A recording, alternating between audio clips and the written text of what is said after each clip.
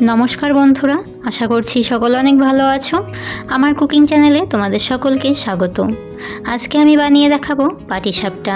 Perfect গুড়ের পাটিসাপটা কিভাবে ব্যাটারটা তৈরি করতে হবে, ভেতরের খিরসাটাকে কিভাবে বানালে খিরসাটা খেতে অনেক ভালো লাগবে, সবটাই এই রেসিপিতে বলে দেব। পুরো ভিডিওটা দেখার অনুরোধ রইল। প্রথমে পাটিসাপটার জন্য খিরসাটা তৈরি করে নেব। সেই জন্য নারকেলটাকে এখানে আগে থেকেই কুড়িয়ে নিয়েছি। এইখানে নিয়েছি সুজি, নিয়েছি লবণ, এলাচ, মিষ্টির জন্য নিয়েছি চিনি, খেজুরের পাটালি গুড়। পাটিসাপটার খিরসাটা প্রথমে তৈরি করে নেব। কড়াইটাকে হালকা গরম করে নিয়েছি, সুজিগুলোকে ভেজে নেব। আমি সুজিগুলোকে শুকনো খোলাই এইভাবে ভেজে নিচ্ছি। তোমরা চাইলে এখানে ঘিও ব্যবহার করতে পারো। পিঠে পুলিতে ঘি জিনিসটা আমার অতটা ভালো লাগে না, সেই কারণে আমি এইভাবেই শুকনো খোলায় সুজিগুলোকে ভেজে নেব। সুজিগুলো বেশি ভাজার দরকার নেই। আমি এখানে সুজিগুলোকে 2 মিনিট মতো ভেজে নিয়েছি। এবারে দিয়ে দিলাম আগে থেকে কুড়িয়ে রাখা নারকেলটা। নারকেল কোড়াটা সুজিটার সাথে প্রথমে ভালো করে মিশিয়ে নেব। আমার চ্যানেলে তোমরা যারা প্রথম আমার ভিডিও দেখছো, আমার চ্যানেলটিকে সাবস্ক্রাইব করে দিয়ে পাশে থাকা বেল আইকনটি অল করে রাখার অনুরোধ রইল, যাতে আমার নিত্য নতুন রেসিপিগুলো তোমরাই প্রথমে দেখতে পাও। নারকেল কোড়াটাকে সুজিটার সাথে ভালো করে মিশিয়ে নিয়েছি। এবারে দিয়ে দিচ্ছি সামান্য লবণ, 2টো এলাচ, আর দিয়ে দিচ্ছি খেজুরের পাটালি গুড়টা।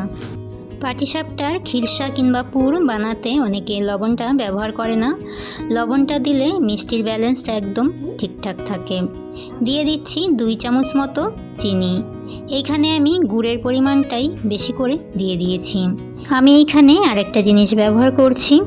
আমি আগে থেকে দুধ জাল করে নিয়েছিলাম, সেই দুধের সর আর অল্প দুধ দিয়ে দিচ্ছি। এতে খিরসাটা খেতে আরও অনেক ভালো লাগবে।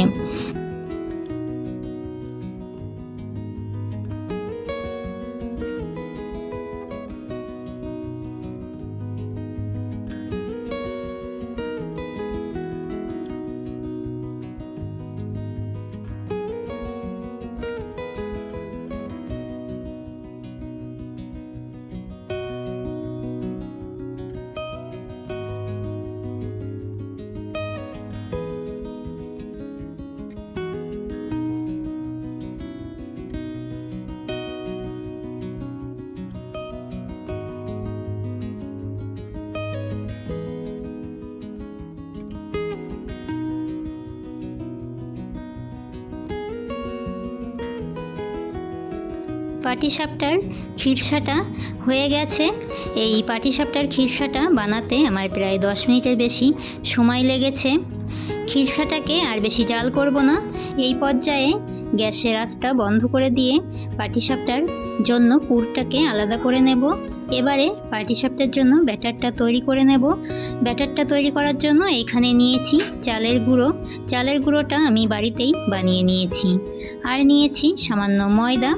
ময়দা দিলে পাটিসাপটাটা অনেক নরম হয়। এইখানে ব্যাটারটা তৈরি করার জন্য দুধটাকে অনেক আগেই জাল করে নিয়েছিলাম ভালোভাবেই। এখন আর একটু গরম করে নিয়েছি। একটা আঙুল দিয়ে দেখে নেব, আঙুলে গরমটা সহ্য হলে বুঝতে হবে পাটিসাপটার জন্য দুধটা রেডি। দুধটাকে সাইড করে দিয়ে এবারে কড়াইতে দিয়ে দিচ্ছি সামান্য জল। আমি এইখানে খেজুরের পাটালি গুড়টা ব্যবহার করেছি, সেই জন্য গুড়টাকে একটু জাল করে নেব। ডাইরেক্ট খেজুরের পাটালি গুড়টা পাটিসাপটার ব্যাটারের জন্য ব্যবহার করলে পাটিসাপটাগুলো বানানোর সময় পাটিসাপটাগুলো কড়াইতে লেগে যাওয়ার সম্ভাবনা থাকে। খেজুরের পাটালি গুড়টাকে ঠিক এই রকমভাবে জাল করে নিতে হবে। এবারে জালটাকে বন্ধ করে দিয়ে খেজুরের পাটালি গুড়টাকে ঠান্ডা করে নেব।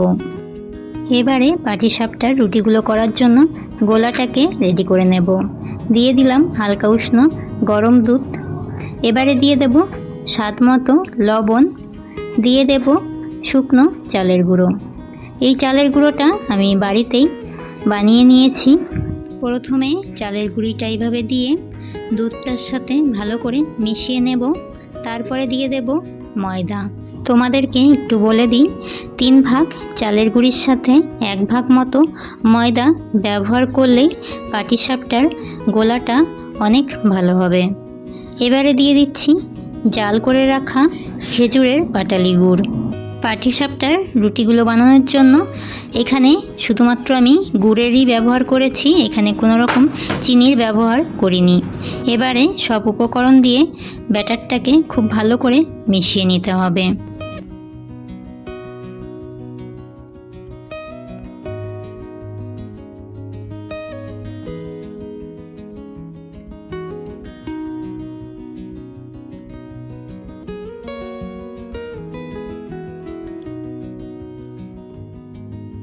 পাটিসাপটার জন্য ব্যাটারটা একদম রেডি। তোমাদেরকে একটু দেখিয়ে দিচ্ছি ব্যাটারটা ঠিক কী রকম হলে পাটিসাপটার রুটিগুলো অনেক ভালো হবে। ঠিক এই রকম পাতলা করে নিতে হবে। যখন একটা হাতার সাহায্যে এইভাবে উঁচু করবে, একদম শেষে ওই রকম ফোঁটা ফোঁটা হয়ে পড়বে, ঠিক এই রকমই ব্যাটারটাকে তৈরি করে নিতে হবে। এবারে পাটিসাপটাগুলো বানিয়ে নেব।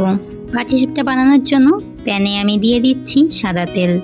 যতবার পাটিসাপটা বানাবে ঠিক ততবারই প্যানে এইভাবে সাদা তেল মেখে তারপরে পাটিসাপটা বানিয়ে নিতে হবে।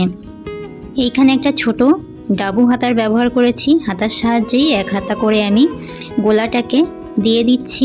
গোলাটাকে দিয়ে ঠিক এই রকমভাবে একটু ঘুরিয়ে নিতে হবে।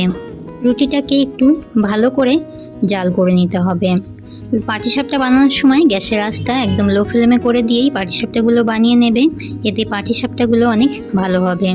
একটা আঙুলের সাহায্যে তোমাদেরকে দেখিয়ে দিই রুটিটা অনেক ভালোভাবেই সেদ্ধ হয়েছে। এবারে আগে থেকে বানিয়ে রাখা নারকেলের পুরটাকে ভেতরে ভালোভাবে দিয়ে রুটিটাকে ফোল্ড করে নিতে হবে। পুরটাকে তোমরা তোমাদের পরিমাণ মতো দিয়ে দেবে। আমি এখানে পুরের পরিমাণটা বেশি করেই দিয়ে দিয়েছি। এবারে রুটিটাকে ফোল্ড করে নিলেই পাটিসাপটা রেডি।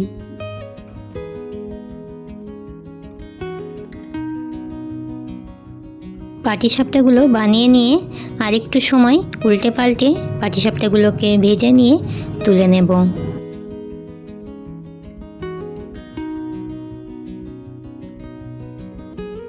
তোমাদেরকে আরও দুটো পাটিসাপটা ভেজে দেখিয়ে দেব। যতবার পাটিসাপটাটা বানাবে ততবার কড়াইতে এইরকমভাবে সাদা তেল ব্রাশ করে নেবে, এতে পাটিসাপটাটা খুব ভালোভাবে উঠে যাবে।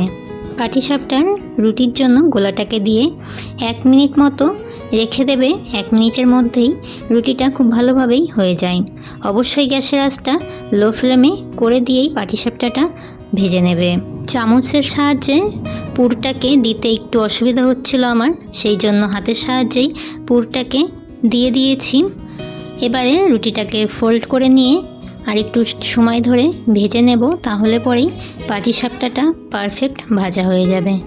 একটা পাটিসাপটা ভেজে নেওয়ার জন্য 2 থেকে 2.5 মিনিট মতো টাইম লাগে। আমার মোটামুটি সব পাটিসাপটাগুলো ভেজে নেওয়া হয়ে গেছে। তোমাদেরকে একদম শেষের পাটিসাপটাটা ভেজে দেখিয়ে দিচ্ছি। এইভাবে পাটিসাপটা বানালে তোমাদের পাটিসাপটাগুলো ঠিক এই রকম সুন্দরভাবে উঠে যাবে আর খেতেও অনেক ভালো হবে। এইভাবে পাটিসাপটা বানানো একদমই সহজ, কোনো ঝামেলা ছাড়াই আমার এই রেসিপিটি ফলো করে তোমরাও বাড়িতে এই রকমভাবে পাটিসাপটা বানাবে। আর আমাকে অবশ্যই কমেন্ট করে জানাবে পাটিসাপটাগুলো তোমাদের কাছে কেমন লেগেছে।